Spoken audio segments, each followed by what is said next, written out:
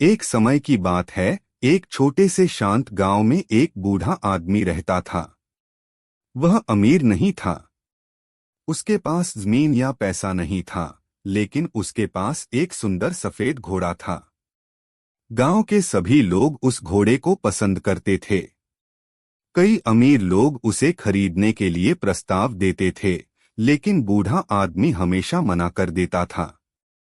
वह कहता, यह घोड़ा बेचने के लिए नहीं है।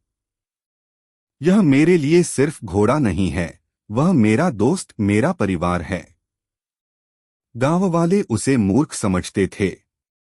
तुम इस घोड़े को बेच सकते हो और आराम से जी सकते हो, वे कहते।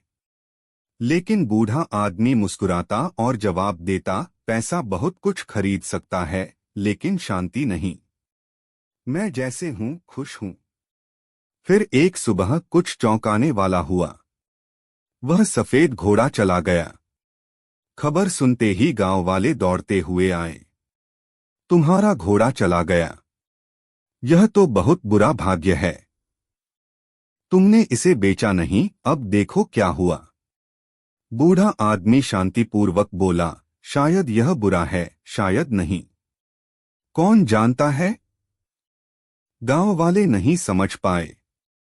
वे सोचते रहे कि बूढ़ा आदमी अपनी दुख की छिपाने की कोशिश कर रहा है।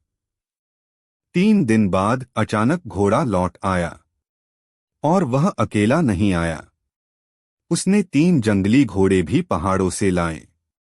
अब गांव वाले हैरान रह गए। तुम तो बहुत भाग्यशाली हो। तुमने एक खो दिया और 4 मिल गए। यह तो चमत्कार है।